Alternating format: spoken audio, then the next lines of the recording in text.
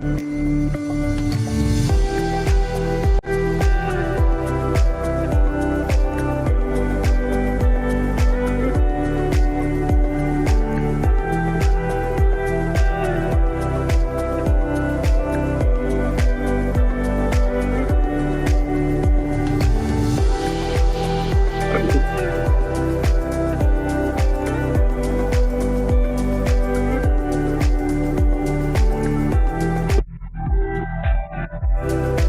and two.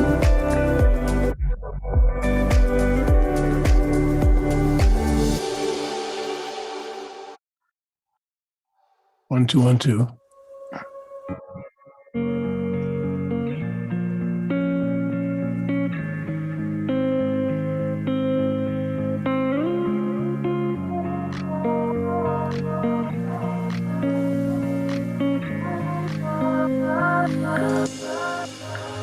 New visitor.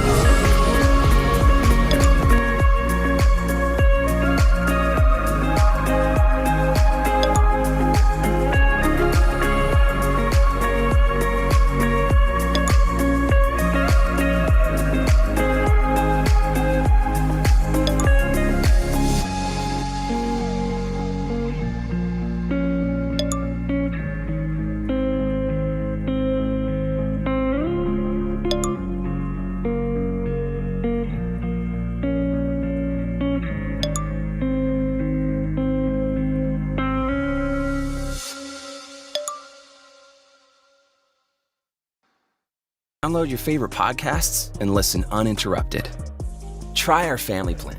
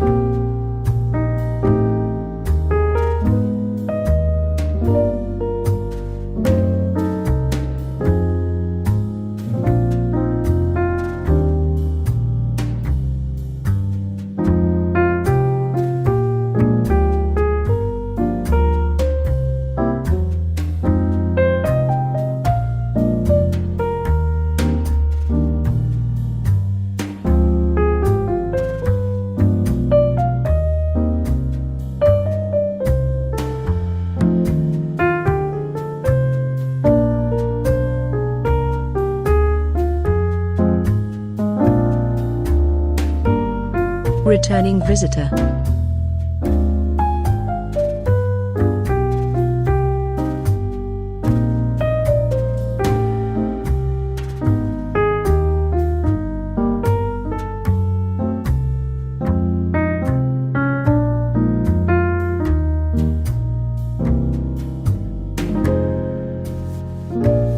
New visitor.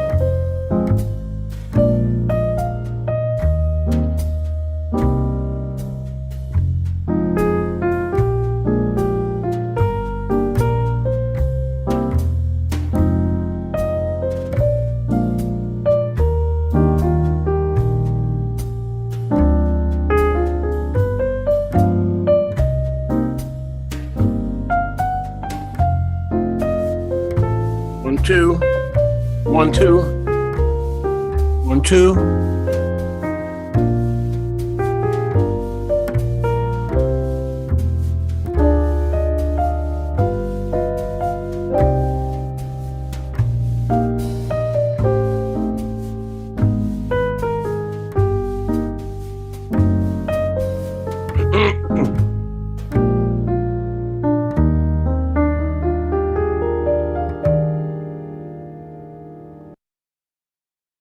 Shalom, shalom, everybody. Welcome, welcome. Nice to have everybody with us. Baruch Hashem Yahuwah. Hope you guys are doing good today. I just want to check my settings. Welcome to our Turtle Side Chat School. I want to you're going to hear some feedback in a second. Actually, no, you won't. Let me see. Got to make sure everything is working the way it's supposed to. Right? All right. So let's see. It's working the way it's supposed to. I can do that right here. Right? All right. So let's see. It's working the way it's supposed to. I can do that right here. Right? There you go. It's working the way it's supposed to. So we want to welcome you to Turtle Side Chat School. We know here in the United States it's Labor Day holiday weekend, so some folks might be sleeping. Some folks might be on vacation. Some folks may be doing whatever they're doing, but you're here, and I'm here, and that's the main thing. Boker Tov, Marchina, Boker Tov, Russell, Boker Tov, Achot. Welcome. Nice to have everybody with us, especially if you're a newbie or a new listener. That's great. We've been waiting, and now we've been waiting for you. We've been praying for you. So anyway, one thing I realized, and I think I'm going to finish the series today, understanding Melchizedek in clarity. I think we'll be able to finish it today. And then we have so many other things that Yahusha has showed me, and great things. I mean, mind-blowing stuff. If you've been listening to the past few Shabbats, you know that there's been some mind-blowing things that Yahusha has showed us. But regardless, there's more to come. There's definitely a lot more to come. So again, thank you for being with us. I think I'm going to be able to wrap up this series, Understanding Melchizedek, the one that met Abraham, not the 77 or 76 others that are listed in Luke chapter 3.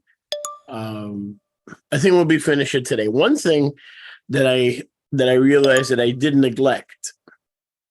Okay, and let me close my chat here because it's very annoying. We have a chat for the RST&E website, And by the way, if you speak a little English, you're welcome to join us. I know we're not translating in Portuguese, but we will be on Thursday.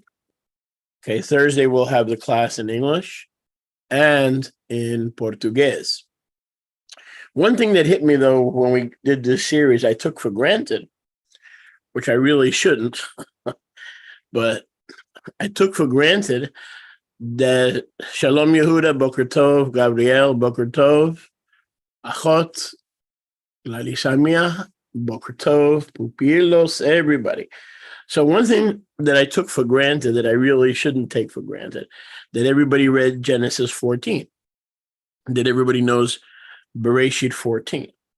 And then I went right into the explaining the clarity and the simplicity that Yahuwah wants us to have regarding identifying the greatness of the Melchizedek that met Abraham, the greatest of them all, without beginning of days, without end of life, without mother, without father. And we found out that according to Psalm 10, verse 4, good morning, Shipra, Boker Tov, or in your case, Laila Tov. So we found out that truly the greater blessed the lesser, and as great as Abraham was, the father of our faith, the one who met him was greater. That cannot be said of Shem, it cannot be said of any of the angels, or of the now immortal Enoch, because Enoch had a beginning of days, and so did the Melachim. When the Melachim were created, they definitely had a beginning of days. So the only one that meets the qualification, especially based on the Hebrew of 110, Psalm 110, verse 4. Boker Tov, Colette, Boker Tov, Shipra, Yehuda. Everybody, thanks for joining the Turtleside Chat School as we chat with you. The only greater than Abraham the father of all the monotheistic faiths, and of course all the Israelite nations, there has to be somebody far greater. And then we saw that it is Devarti, my word, Melchizedek, right? We saw that. Okay. So let me just show it to you quickly again. Okay. Just quickly, because we should know it, but we had it from last week. We had it. But I want to make sure. Okay. And sometimes it's a little bit of a pain in the tushkis to do screen share, but for your benefit. Yahuwah has sworn and will not relent. You are a Kohen leolam v'ed, forever. Al, based on, according to, Divarti, the Devar. In the beginning was a Devar. The Devar was with Yahuwah, and the Devar was Yahuwah, Malki Tzedek. So it tells you right here, the one greater than Abraham, Isaac, Jacob, Moses, the one greater than angels, no beginning, no end of days, is my word. Davar, and then the T suffix, personal. Now, my word, okay? Not just the word, but my word, Melchizedek. It tells you right here. So let me add a screen share. With your permission. So now I want to read what I should have read in the beginning, and I really shouldn't take anything for granted. Boker Tov again, if you're just joining us. In Genesis 14:18, and Malki Tzedek, Melech of Shalem, or wholeness, or health, perfection, brought out the bread and the wine. Now, he was the Kohen of El Elyon. Genesis 14 and 19. Let me read you the Hebrew first. Okay? And Malki Tzedek, Melech Shalem, Hotzi Lechem, B'yayin, Vehu Kohen, Le'el Elyon. And verse 19, he blessed them and said, blessed is Abraham unto, meaning he's ordaining Abraham into the order of Melchizedek. Blessed is Abraham unto the Most High, El Elyon, possessor of the Shemayim and the Aretz. Vayivrechu vayomer, Baruch Avraham le, see the prefix le, to El Elyon, Koneh Shemayim v'Aretz, the one who owns, literally also could be purchased, Koneh, the one who purchased or brought forth heaven and earth. And verse 20, and blessed be the Most High El, who has delivered your enemies into your hands. And he gave him a tenth of all. We saw that in Hebrews chapter 7, that not only did he give him the 10%, the tithe, but we see that he also gave him the first fruits. He gave him the reshit, the first fruits. And it says in the Hebrew, verse 20, Ubaruch el Elyon asher magen tzarich be'adecha ve'yiten lo maser mekol. 21. Well, actually, that's really all we need to cover. But here's another hint. In addition to my word that I showed you from Psalm 110, verse 4, my word, Melchizedek, no comma, no hyphen, no semicolon, right? It's just a continuous thought. Boker Tov, Living Torah, Mishpachti. Welcome. In the Caribbean, wherever you're listening, Facebook.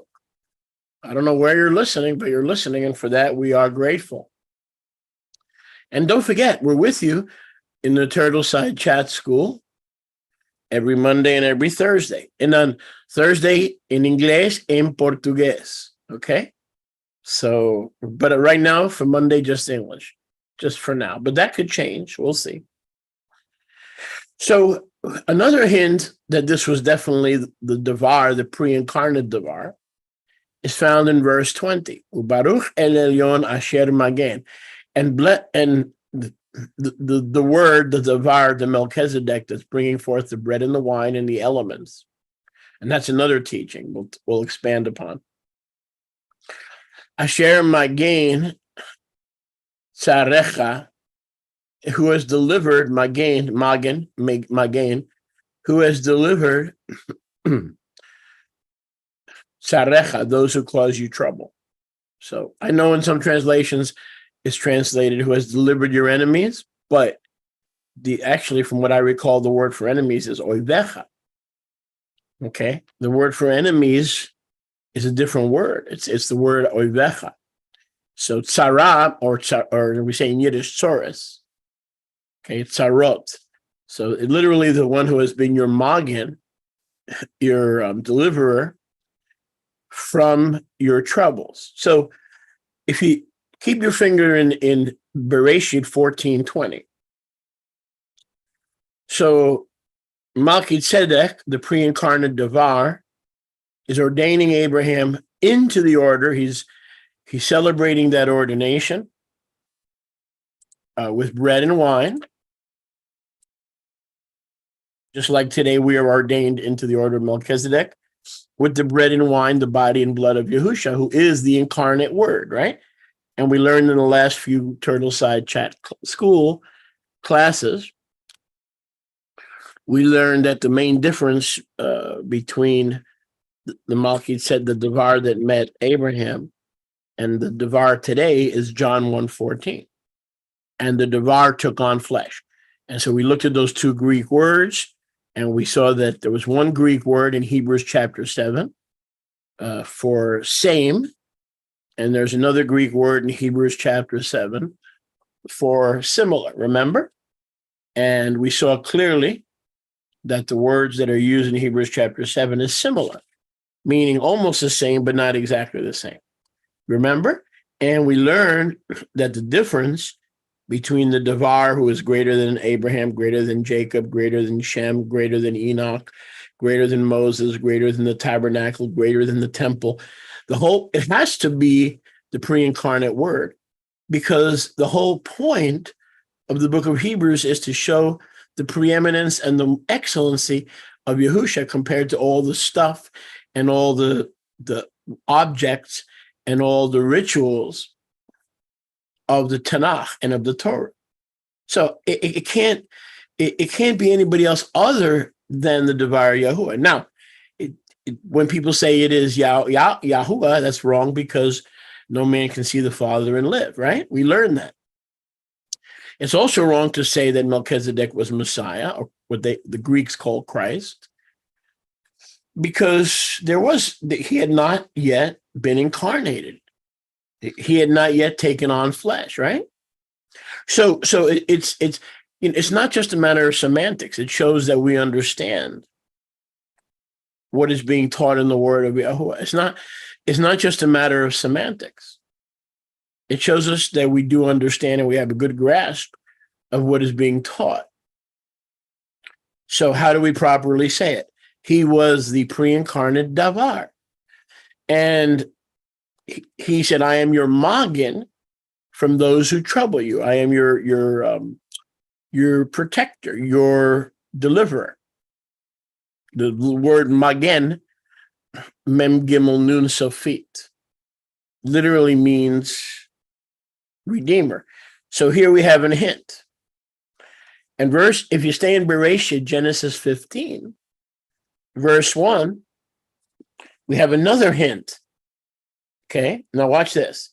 After this event, or these events, the slaughter of the kings, and also Yahuwah revealing himself as Davarti, Psalm 110, verse 4, not in the order of Melchizedek, but according to my word, Melchizedek. In other words, you and I as priests, Abraham, Jacob as priests, in the order of Melchizedek, are supposed to conduct ourselves like the word that met Abraham, the Davar, the Melchizedek.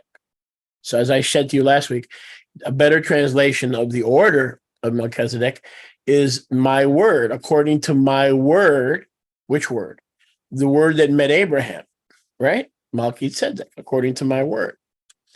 Now, after these events, the revelation of the Davarti to Abraham, look at this. Again, the Davar of Yahuwah. Now, pay careful attention, because and we'll chat a little bit later. Let me share these things.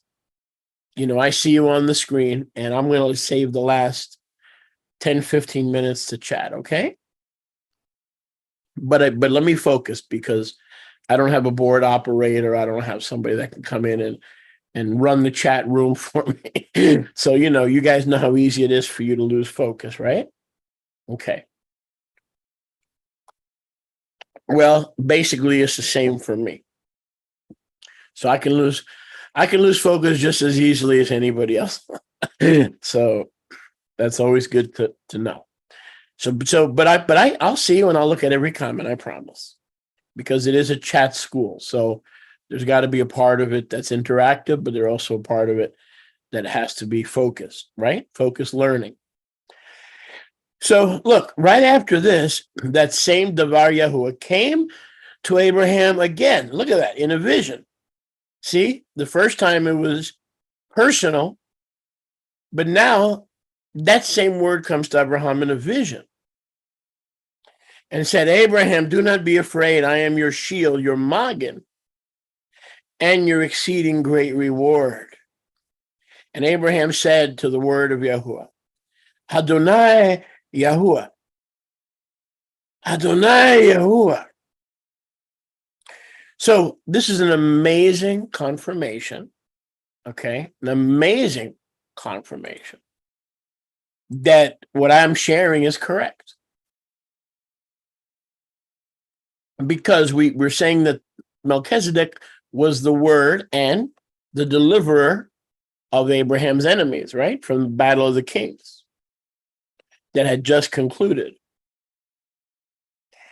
And then after those events, the same Davar returned to Abraham, but this time in Genesis 15, verse 1, not directly on, with two hands and two legs, something that he saw without it being an incarnation. Without it being an incarnation, but it was still something he saw. He again comes to Abraham in a vision and says, "Do not be afraid. I am your Magen and your exceeding great reward." Now, remember I told you to remember that word Magen, right? Deliverer.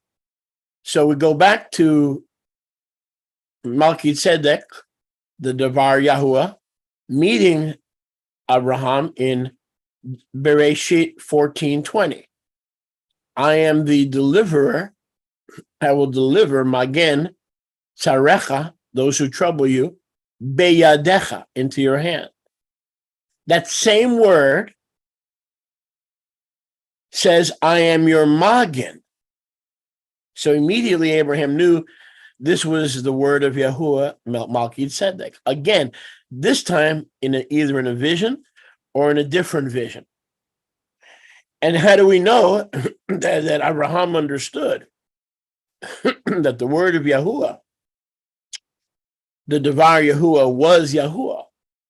How do we know Abraham understood that the word of Yahuwah was Yahuwah?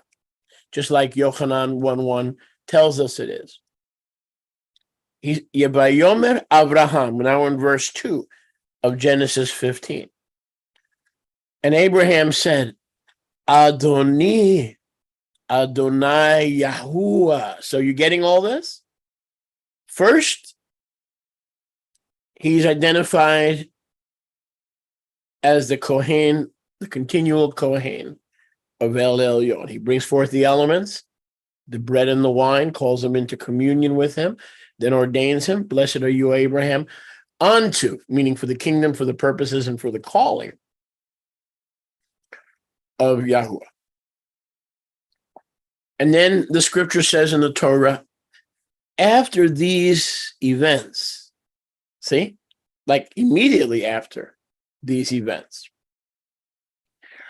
the Devar Yahuwah again says, hi again. I met you before, and I'm here to remind you that I am your Magen. Just like he said in Genesis 14, when Malki Tzedek met Abraham, right? He said, I am your Magen. And then he said the same thing in a vision in the very next few verses. And we know that Abraham was not mystified or bewildered, because he says in verse 2 of Bereshit, Adoni Yahuwah. He might as well have said Melchizedek. But again, the only part of Yahuwah that any human being can see is the word of Yahuwah, whether it's pre-incarnate or post-incarnate. The only one that we can see is the word of Yahuwah.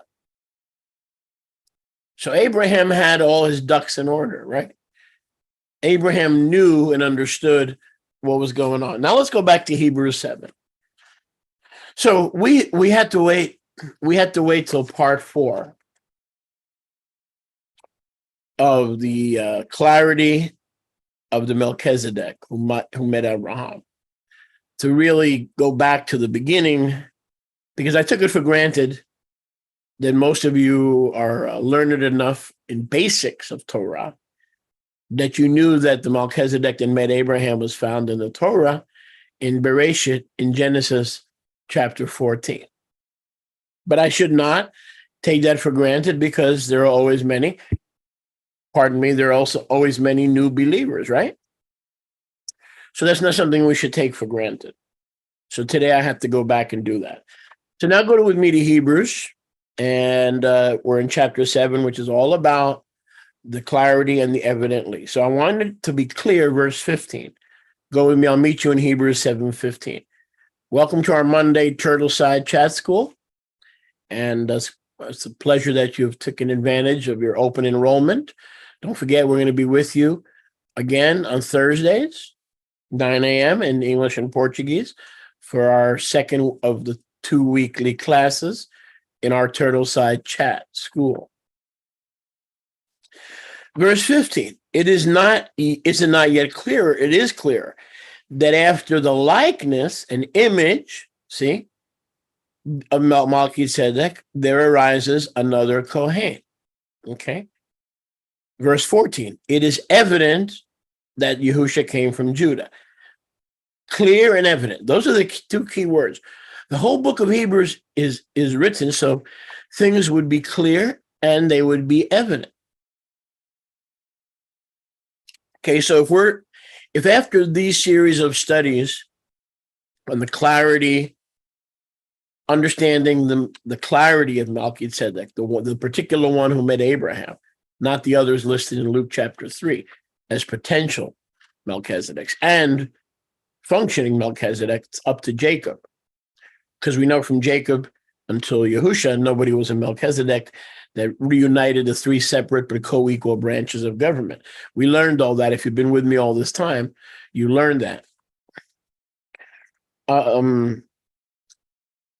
So the other Kohen arose after an endless life. It's evident and clear. So remember, that the reason we're confused is because religion never explained it to us. Because religion is not anointed to teach, neither is religion, neither does religion or superstition take the place of the Ruach HaKadosh, who along with our assigned teachers brings all things to our remembrance, right? And teaches us all things that he wants us to know, and convicts us of sin, righteousness, and judgment. So the one who is the one who met Abraham and is now our high priest was not the same as the one that met Melchizedek in Genesis 14. And you could even argue in Genesis 15, because I just showed you the word of Yahuwah came back to Abraham and he said, hi, I am the Magen. I am the deliverer who delivered you from your enemies back in the war against the kings. And Abraham's response was, Adonai Yahuwah, word of Yahuwah. You're back so soon? I was like, ding dong, right?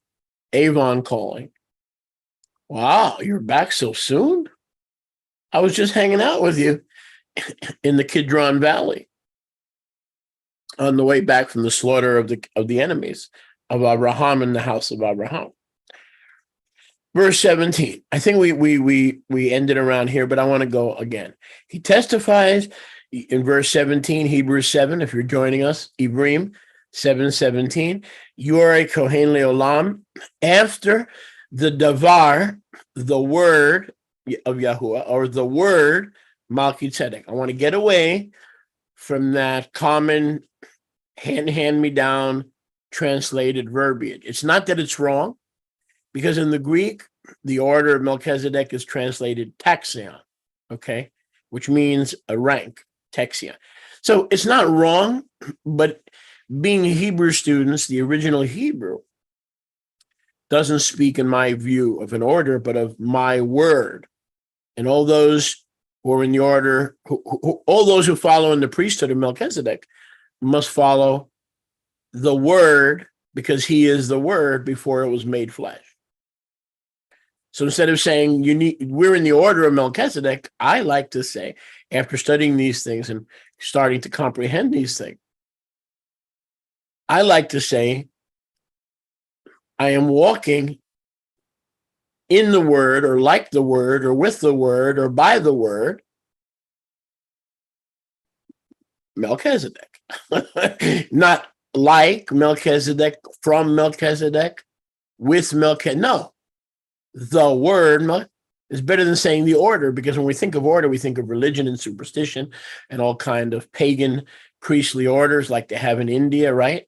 There's all kind of orders of priests and orders of goblins and orders of ghosts and orders of prostitutes and temple prostitutes. When this one is finished laying with men, then we bring in the other whore and she lays with men. So I want to, get away with, not get away with, that didn't sound right, but I want to get away from that order. When I think of order, I think of a monastery, a monastatic order with a whole bunch of nuns and who are claimed to be virgins married to Christ, having forsaken all sexual desire And next thing is we find babies in the garbage that because they couldn't control their hotspot. Let's put it that way. Some of you ladies know what I'm talking about. I don't know what I'm talking about because I'm not a lady, but some of you ladies know what I'm talking about. So regardless, he says, Yahusha is the Davar Yahuwah forever, based on the actions and priesthood of my word, Melchizedek. 18. For there is a setting aside of the former because of its weakness and unprofitableness. For the Torah healed nothing. We talked about that the other day. In most translations, verse 19, it perfected nothing. I don't like that. The Torah is perfect because the giver is perfect.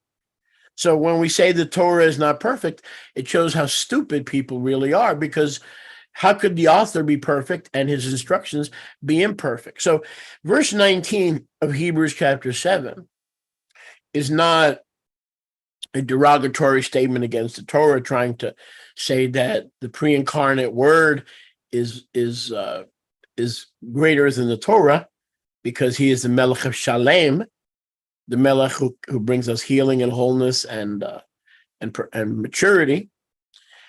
But what he's saying is, in verse 19, he's saying the Torah does not have the DNA. Yahuwah did not put the genetic marker to heal you because he wanted to do the healing himself as a son of righteousness. The DNA of the Torah are the instructions to keep you on the straight and narrow path, so you don't wind up in an Indian temple worshiping pagan gods, or at in Mecca at the Kaaba during doing the circumambulations, whatever they call those things. Okay, and getting trampled while you're running around the Kaaba at 100 miles an hour. So the problem was not with the Torah. He tells us that in the very next chapter. As a matter of fact, he says in Hebrews chapter 8, verse 7, and Hebrews chapter 8, verse 8, he says, finding fault with them. Behold, the days are coming, saith Yahuwah, that I will make a Brit Chadashah with Beit Yisrael and Beit Yehudah, not according to the covenant that I made with their fathers, but this will be the covenant that I will make, et cetera, right? So it clearly says in Hebrews, in the very next chapter, he says that the Torah is perfect, but it doesn't heal you. That's why Torah keepers are not healed without the blood of Yahusha, and without the finished work of Golgotha, and without the atonement of Golgotha, which is part of our healing. Okay? Part of the atonement is the healing, the spiritual and often the physical healing of his people. So the Torah did not heal anything, but, right? Go back to verse 1 of Hebrews 7. What does verse 1 say? The king of healing does. You get this?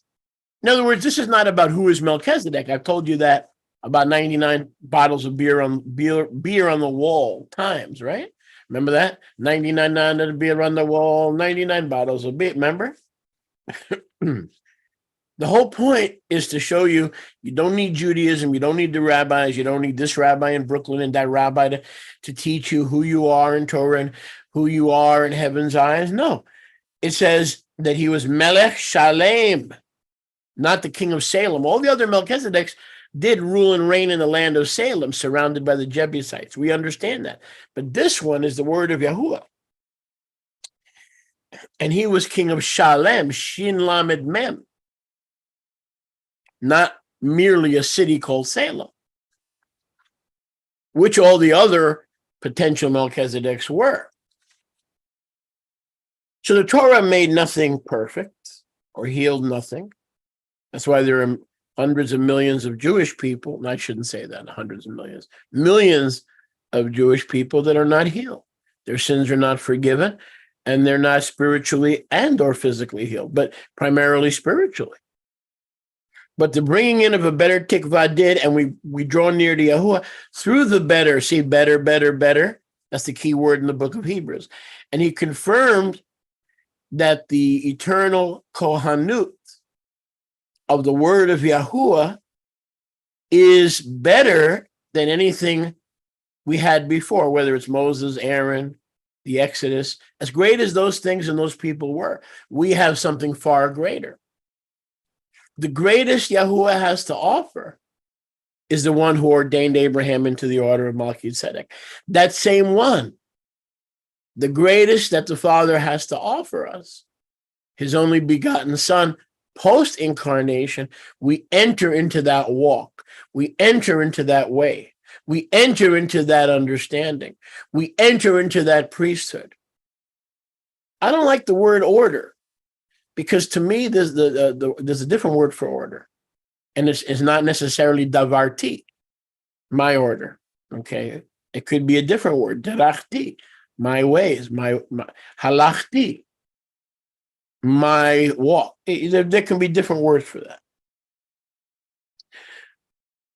And now again, you'll find this quoted so often that it behooves us to get it right. Verse 21, those Kohanim under the house of Levi were born by blood. They inherited their Kohanut by blood. But this one, see, and in verse 21 and elsewhere in Hebrews chapter 7, you won't find the word man. See, just like in the New Testament, though Yahushua was 100% God and 100% man, you won't find man. What you will find, like a man, similar to a man, fashioned as a man, appeared like a man, without being a human egg and sperm product. Okay, you got to read scripture very carefully. And all these references to Malki Tzedek in Hebrews chapter 7, again, you won't find the word man, which is an entirely different word in Greek. Not to mention even in Hebrew. Let me check it out for you in Hebrew. Just to reiterate, there's nothing about a man here, that Melchizedek was a man. It's not anywhere written that he was a man. Same with Yahusha. People are shocked to read that, because they believe the lie that he was the theanthropos. Okay, they believe the lie of the theanthropos. The anthropos is a fancy Greek word that basically means allegedly 100% God, 100% man. But I've offered a $10,000 reward for anybody that can show me where Yahushua is called a human being anywhere from Matthew to Revelation. I'll give you $10,000. What you will find is like, similar, big difference, big difference. You shine like a pearl. You shine like gold. You shine like a shooting star. Does that mean you're a piece of gold? Does that mean you're a piece of silver? If you are, then empty your bank accounts and empty your refrigerator and give it to me. Because if you're a piece of gold or you're a piece of silver, you don't need to eat. You don't need to you don't need your wardrobe. You can donate that too. So these are urban myths that become biblical lies, fossilized customs, as we say. Baruch Hashem Yahuwah. Verse 21, Ki haTorah hi lo yashlima, because the Torah does not bring anyone healing.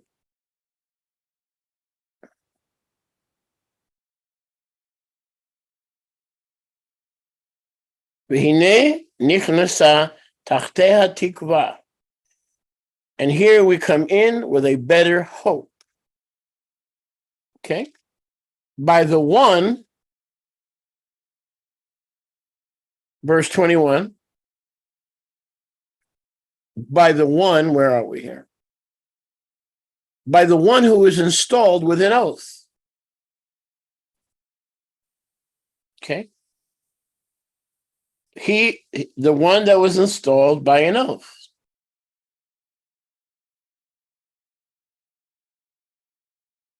So there's no he here. There's no ish, human being here. There's just simply the one installed by an oath. When the master swore and will not relent, again, quoting Psalm 110, verse 4, and this oath is that Yahushua will continue as a Kohen, just like he always has. You're not listening.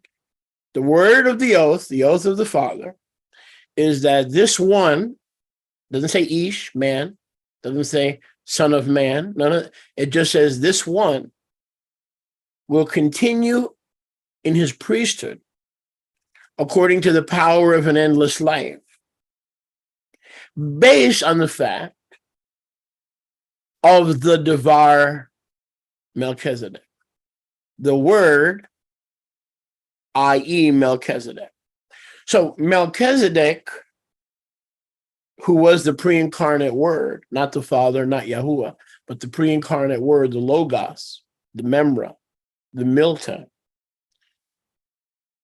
Yahuwah has promised Israel that the one who is the Kohen HaGadol for Malachim in the heavenly tabernacle, always has been and always will be, the high priest, is manifest to us as human beings in these last days, so that we can join with the assembly that is above in having a commonality sharing the great Kohen HaGadol, who is greater than Abraham, Isaac, Jacob, Job, and anybody else that comes to mind. In other words, we think of Yahusha, Yahusha is the Kohen HaGadol. No, not he. He didn't become the Kohen HaGadol when Miriam had him as a surrogate. No. Let's get this in our head. He lived as a Kohen HaGadol, ministering up for the Melachim in the Shamayim, continually without ceasing, by the power of an endless life. And that is the same one who came to us as our Magen and our Yahusha, as our Savior and as our deliverer. Think about that. Think about what he agreed to do for us. Verse 22, Hebrews 7. By that oath, Yahusha was made a guarantor of a better brit. Hine bazot me'alahu habrit. He lifted up the covenant. Asher Yahusha aravoto.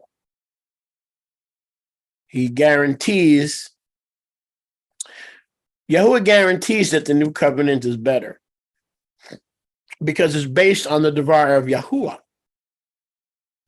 not on the Devar given to men to transcribe. Not to mention, the Torah had no ability to remove intentional sins. Most of the Torah sacrifices, and the anti-Yahusha missionaries are very quick to point this out. Most of the animal and daily and sacrifices and offerings in the wilderness tabernacle and later in David's project were designed to cover sins, and usually for sins that were by mistake, neglect, omission, sins of omission.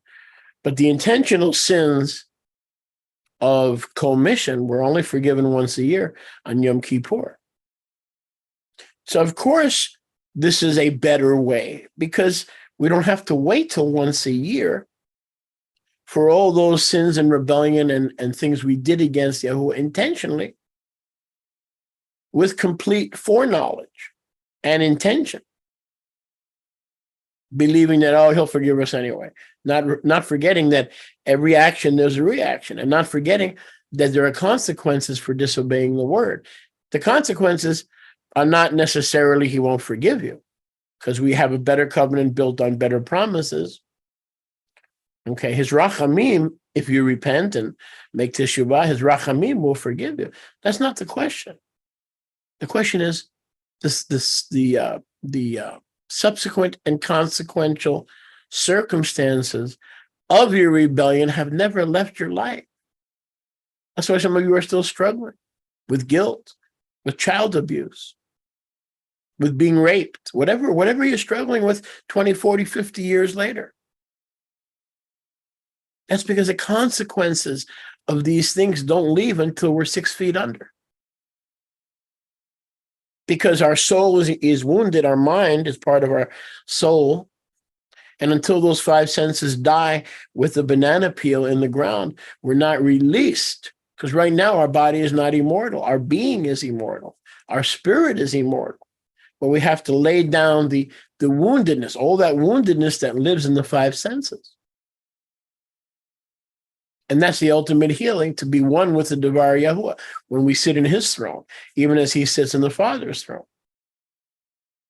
That means the Torah is meant to keep us in line on the straight and narrow path away from paganism. But it's not designed to bring you the ultimate healing. Sad to say, I wish it was another way. I really wish it was a different way. I really like a lot of the things of this life. I really love a lot of the things of this life. But permanent healing is found on the other side of the Jordan, not on this side of the Jordan. Regardless, we are now following the Devar Yahuwah, Melchizedek. That was not the father, okay? That was not Enoch. It was no one that had beginning or end of days. An easier way of saying beginning of days, anybody that was created. Yahuwah's word was never created because it lived in Yahuwah's heart and in his bosom. And when he sent it into the earth, he spoke it, just like he spoke light, just like he spoke it. Which is why Yahusha is the creator, not the father. Because it's the creative word, the Rhema word, the powerful word, the dunamis, the power, the dynamite of the word. And truly, there were many Kohanim who were not allowed to continue by reason of their death, verse 23. That was the problem with the sacrificial system and all those who still trust in rabbis and rabbinical Judaism. Okay? If they can bring you eternal life as Kohanim, or the Torah can bring you healing. It says it healed nothing. En davar, there's a play on words. I told you that last time. En davar. In other words, another way to say nothing or not anything is similar to the Devar Yahuwah. En davar, or no problem. Okay? So like de nada in Spanish. So there were many priests, and they talked about eternity, but they couldn't bring you to eternity. Do you see the problem with the Torah? Do you see the problem with the Levitical priesthood? It talked about forgiveness. It talked about atonement. It talked about life, but it couldn't give you life. That's the problem. Okay? I'm going to let you in. I'm going to let you in. I'm going to let you in. But the door is always locked. But I'm going to let you in. I'm going to let you in. I'm going to give you the key. But until you have the key, you're not going to open the door. You're not going to get in. It told you, you can get in, you can get in, you get in, but then it doesn't give you the key to get in. So all those priests, Yahuwah allowed them to die to show you that they can talk about the possibility of eternal life, but they couldn't bring you to it. Here we have the greater, it is clear and evident. Those are the key words. So we've made this so friggin' complicated. You know, that sometimes I would like to wring the neck of some of these teachers. It's not complicated. You wouldn't even have, listen carefully, you wouldn't even have a book of Hebrew without the singular point being made that Messiah is greater than Israel, greater than Jacob, greater than the patriarchs, greater than the Exodus, greater than the Passover, greater than the Moadim, greater than Moses, greater than Aaron. So how can Hebrews chapter 7 be talking about Shem or Enoch or your mama or your grandmama when the whole book has a single overriding point, which is the preeminence and the manifold preeminent, most high glorious Yahusha, who is better than everything. Old Covenant, Isaiah, Jeremiah, Tanakh. He's better than everything and more faithful than everything. And it comes to us by an oath. It comes to us by that one swearing by himself. I'm going to give you forgiveness of sins, intentional and unintentional. And then I'm going to bring you into my house because I'm going to make you the kind of person that I want to spend eternity with. We're so worried about, the Lord, the Lord is going to accept me well, all right. If you were Yahuwah, you should ask yourself one question.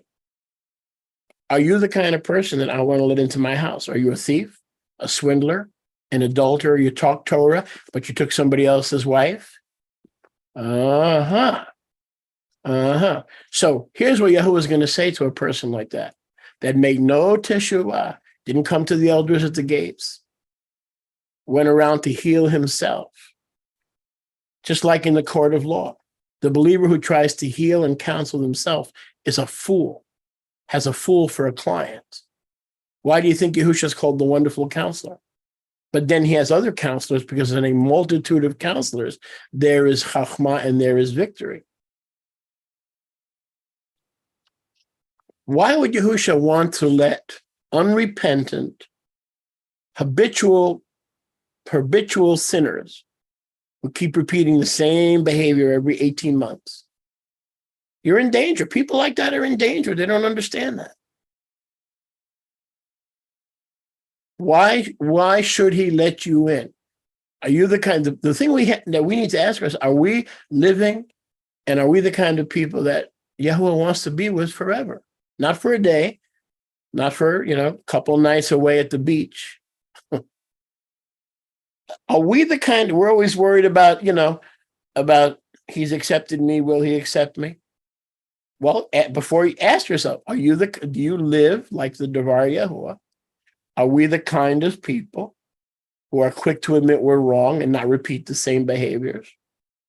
The kind of people that he wants to take into his house. So our journey on earth is to prepare us to be the kind of person that he wants to take into his house. But anyone who serves him in this new and living way is on a better road and a better path with a better priesthood. Verse 25.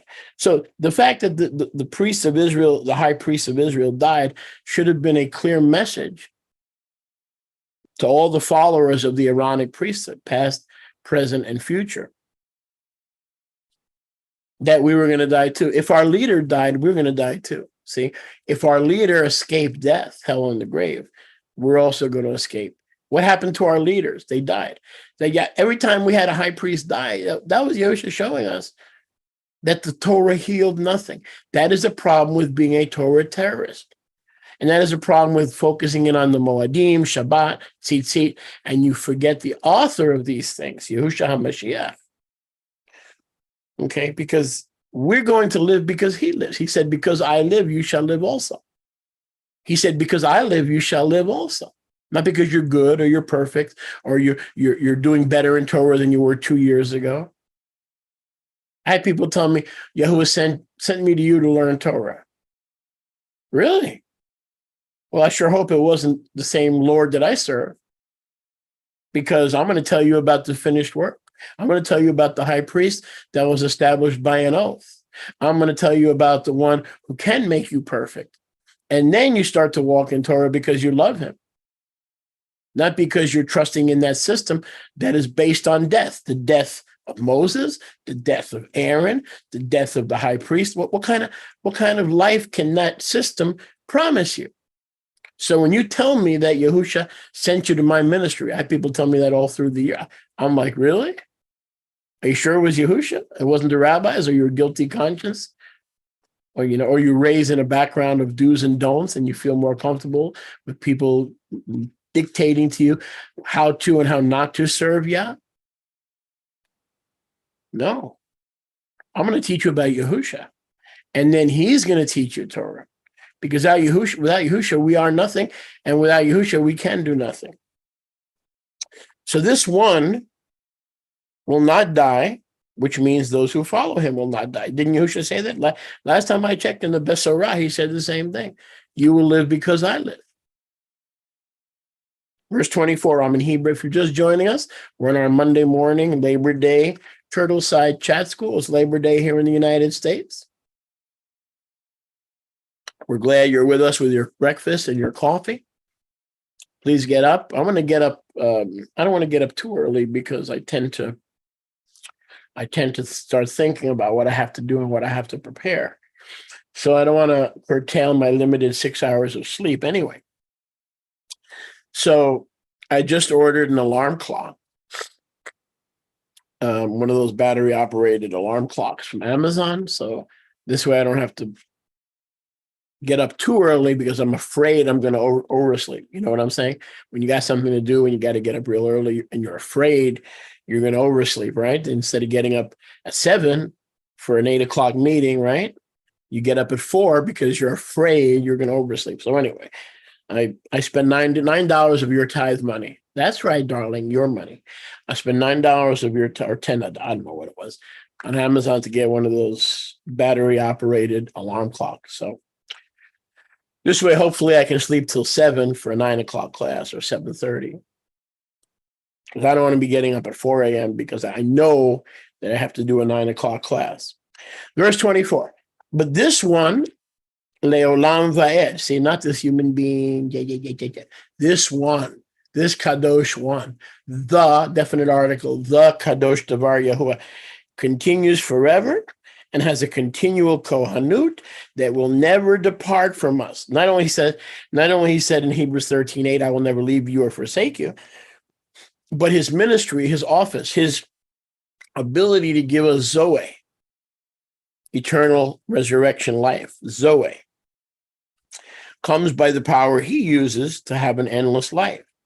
And so not only will he never leave us or forsake us, if you look at the end of verse 24 of Hebrews chapter 7, the ministry that gives us eternal life, the ministry that heals us and prepares us to be with him so that he wants us in his house because we're kind of like him, not totally like him, not 100% perfectly like him, but like him enough that he won't be repulsed by our presence.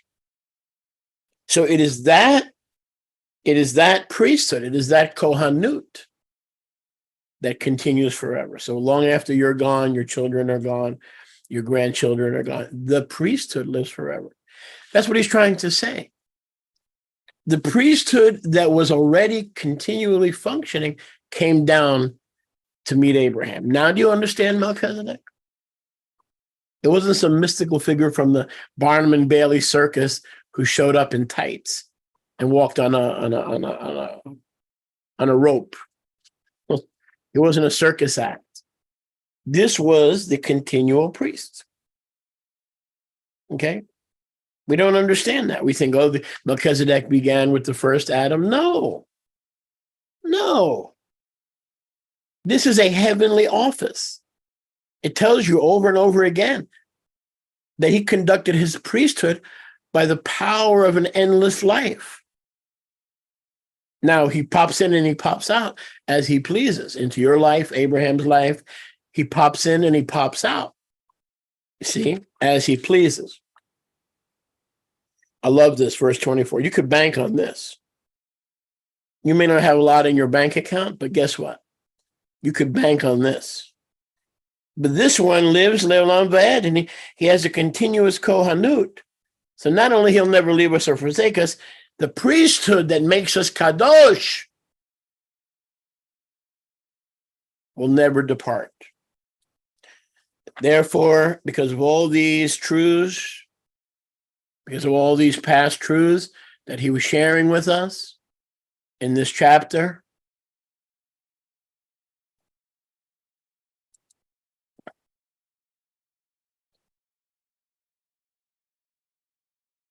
he is able to save them fully. That means total healing. Because what he doesn't finish here, he's going to finish when you're with him. See? It's a full salvation, a full cleansing, a full renewal, a full restoration. Because what he doesn't complete here, he's not in a rush. He's going to complete when you and I, praise Yah, cross over unscathed to the other side of Jordan. Therefore, he is able to save them fully or to the uttermost who come to Yahuwah through him, because he lives, le'olam va'ed, to make intercession for them meaning those who are his. For such a Kohen is fully fit, 26. See, he doesn't have to get fit. He's already fit. And he's already been doing this for hundreds of millennia gone by, whatever that is, before time and space.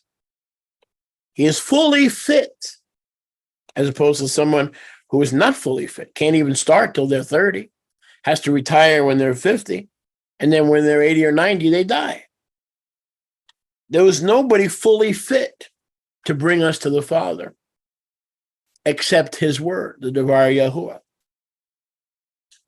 He is kadosh, harmless, undefiled, pure, separate from sinners. He doesn't even live where we live. Think about that. How separate.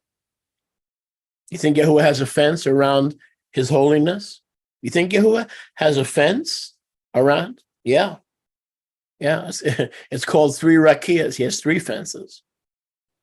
When it says in Hebrews 9:26, in Hebrews 7:26, Yahuwah is set apart and lives separately from sinners. The word of Yahuwah is not kidding, friends. He's exalted and higher than the Shamayim. So this priest, the Devar Yahuwah, who appeared as Malki Tzedek and Melech Salem, healing, wholeness, has an eternal priesthood and is so exalted. He's even, not only is he greater than Abraham, truly it is evident and clear that the lesser was blessed by the greater, but it is yet even more evident and clear than the one that we're talking about is even more exalted than the heavens itself, because the heavens are his handiwork and the earth is his footstool. So what is greater, the handiwork or the head of the hand that works? What is greater, the heavens, which is the handiwork, or the head whose hand made the work? So this one who is leading us into everlasting glory and everlasting habitations is more exalted, more kadosh, more powerful, more able, more fit, fully fit, see? Fully fit. Because in angels have to remain loyal. Kadosh angels have to remain loyal. And some of them were not fit. They rebelled. They fell. 1/3 fell. So even the things in heaven are not fully fit. You're not listening. I wish you were more focused.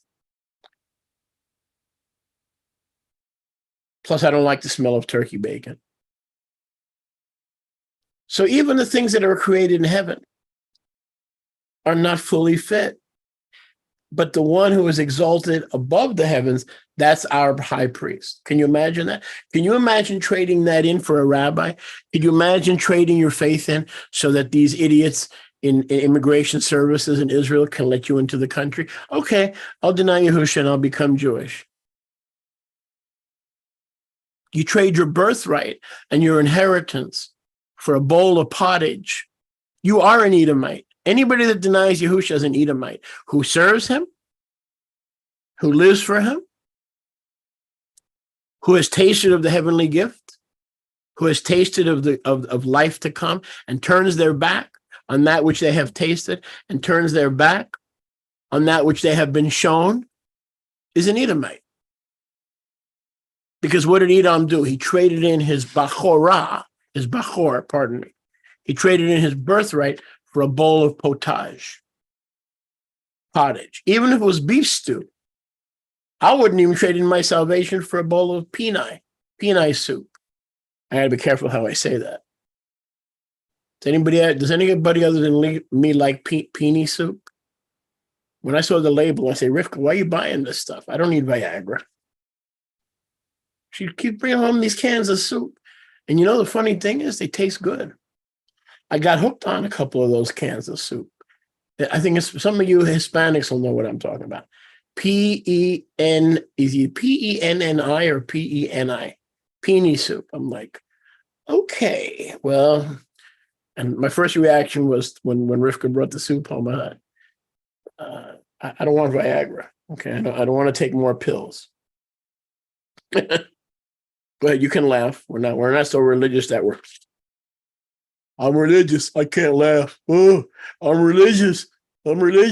I can't pass gas. Oh, I'm religious. Stop it. Okay? He made you in his image. Be a real person. All right? With a real personality. If you think something's funny, say it. Somebody else may not think it's funny, but just say it. Say it and relax. Okay. Verse 27, Hebrews 9:27. This one who is higher than the heavens does not daily need as those Kehanim Gdolim who died. Follow me. Okay, I'm dead. Now who do I follow? Follow me. Bring me the sacrifices. Bring me the Bikurim. Okay. Oh, you died. Oh, you retired. Oh, age 51, 50. Ooh, now what do I do? Come on.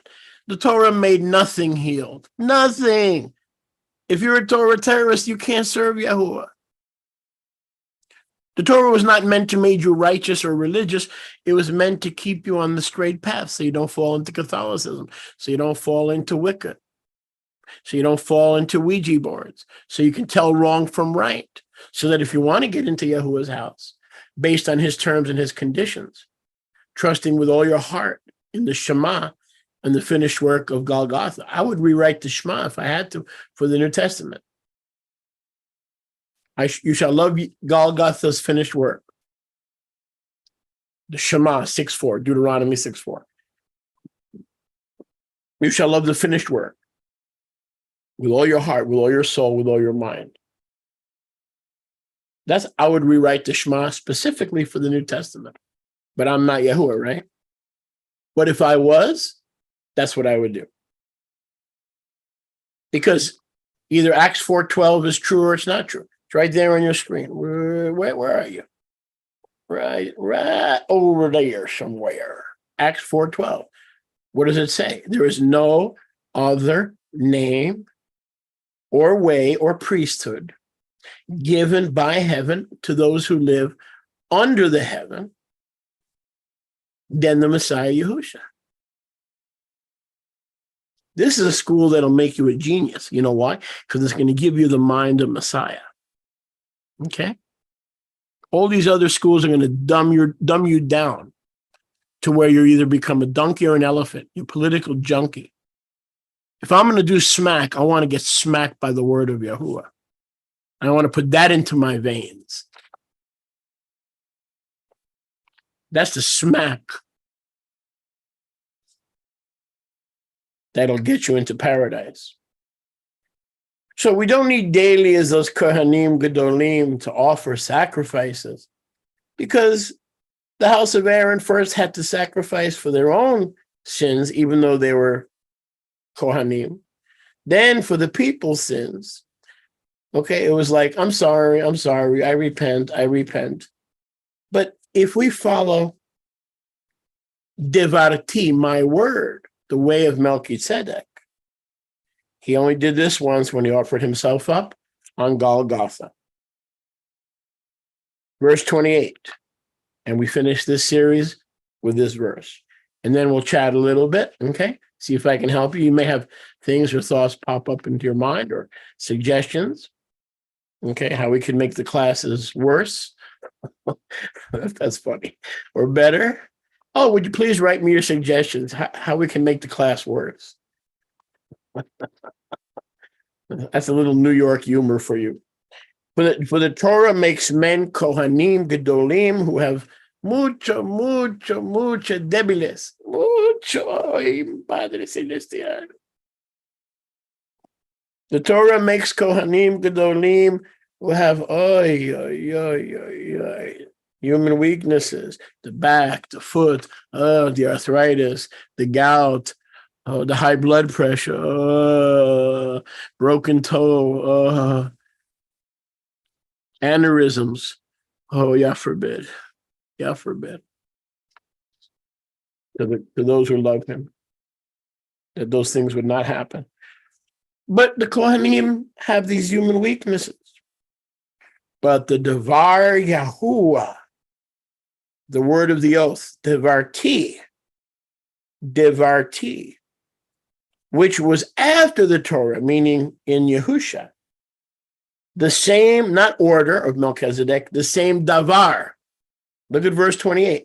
The same Davar that appeared to Abraham, not only in Genesis 14, but I believe again in a vision in Genesis 15 as his Magen. So the Devar Yahuwah, that is our high priest, which was not only before the Torah, pre-incarnation, but now after the Torah, incarnate, the Son of Yahuwah, the perfect one, is our high priest. Leolam Va'ed. Wow. I mean, these classes get you fired up big time. Big time. Okay, let's talk a little bit. We got a few have some interaction. Any questions on today's teaching? Would you be so kind? Shalom, Living Torah, Yehoshua, and Denise, Pasquale. The only reason you're listening is because you guys speak perfect English. Yao speaks perfect English. Yes, Yao, that's right. The one who met Abraham was the king of the heavenly Salem, the one that will come down and we're going to dwell. Amen. That's a good point. That's a very good point. Shalom, Erber, Yoshiyahu again. Any comments, questions? Okay, we have some time that we can interact a little bit in this Turtle Side chat. Turtle Side chat. Everyone may someday need this soup. Yeah, amen, brother. I wonder if they have that soup in Brazil. Thank you, Colette. Tov teaching. Does anybody have any comments or questions or insights? Things they'd like to follow up on? I'll be happy to do that.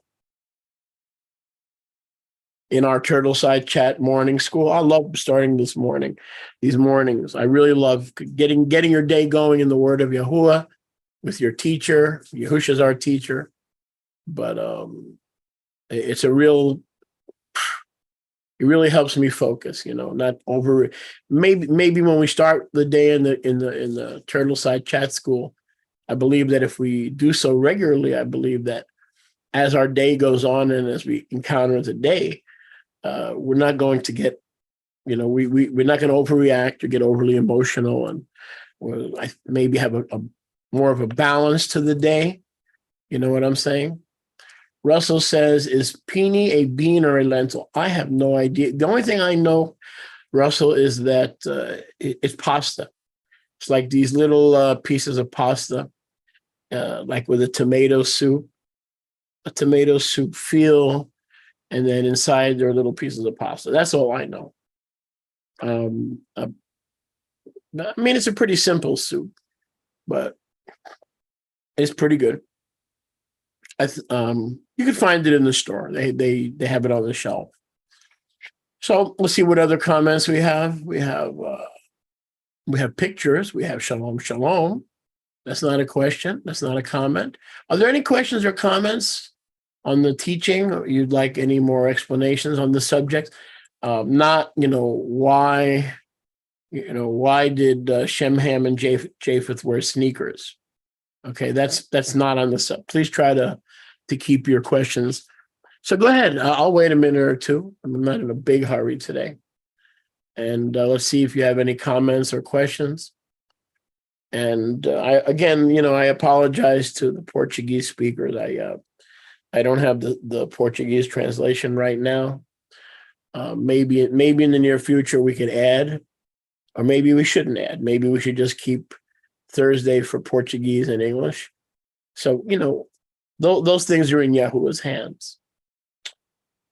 So I'm going to look and see if there are any scripture questions regarding today's subject, or it's evident and clear. Shalom, Sylvia, Slump. Let me see who else is with us. Regis, is that Regis Belazzo? Okay. So I guess no relation to Regis Philbin. Some of you Americans remember Regis. Good guy. He was on TV for decades. Really nice guy. Catholic, but what are you going to do? But he was a nice guy. Okay. I don't see any other comments well, we'll see. Russell's on fire. He's not ashamed. He's not afraid to ask questions or make comments. So if more of you did that, that'd be fine. I'm here to help if I can. Does the Hebrew show variations in how Melchizedek is spelled? Well, that's a good question. If we go back to the original, which is Bereshit 14, that's a good question. Are there variations in the spelling? Well, for instance, if we look at Genesis Bereshit 14:18, 2 words, Malki, Tzedek or Zadok, the king of righteousness, or, you can stretch it a little bit, I guess, depending on the context. Malki with a yud suffix, my king, the righteous one, my king, the righteous one, Malki Tzedek. In Psalm 1, that's there. Now let's see how I believe it's spelled in most places the same way. Let's see. So for instance, in Psalm 110, verse 4, yep, same way.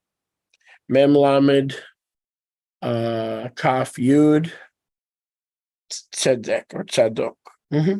2 words, Malki Tzedek or Malki Tzadok. Yeah. Good question. If you know of any variations, let me know. I would be happy to see if there are any variations. That's fine. All right. Shalom Mer Amuda.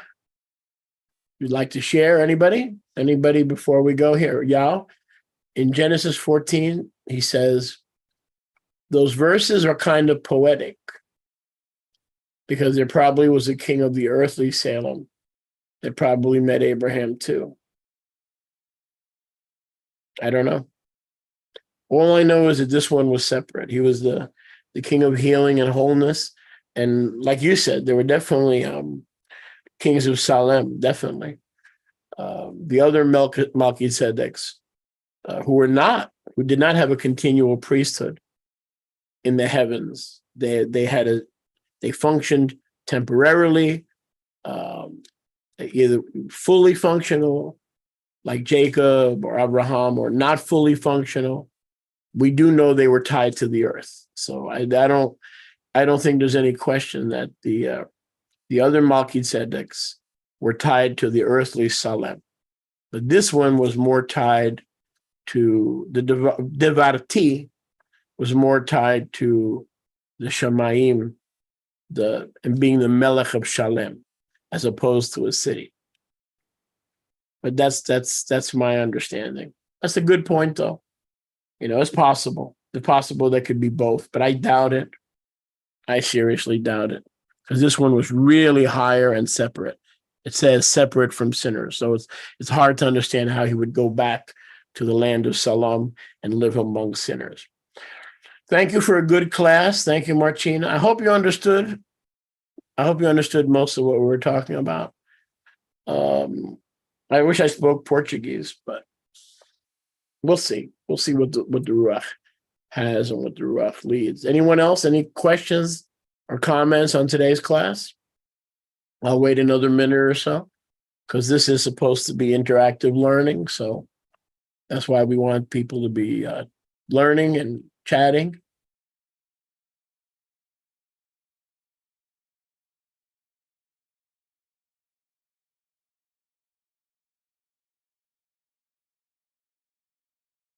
Yeah, I'll have to look at that. Yeah, I'll have to look at that verse in Daniel. Okay, I'll have to look at that. That's interesting. I'll have to look at that specifically to make any comments on that. Okay, any other questions or comments on today's teaching or today's class? Well, thank you, everybody, I'll wait another second or so. Thank you, everybody, for joining us. Please share this class on your social media with other brothers and sisters who are seeking to be discipled, and also invite them back on Thursday. And don't forget, this coming week, of course, we have Wednesday prayer on Zoom. We have Friday night fellowship on Zoom, which is very intense. We had a nice crowd last week, and then Shabbat, of course. And then you're welcome, Russell. Thank you for listening. And then the day after Shabbat on Yom Echad, Roman Sunday, is the feast of new oil. Okay, Shemen Chadash. So, Yah willing, will also be on the air Sunday. So Shabbat and Sunday, and Português as well. So, okay, we're gonna have the feast with Portuguese translation. So, Baruch Hashem Yahweh. Thank you so much for being here. We'll see you soon.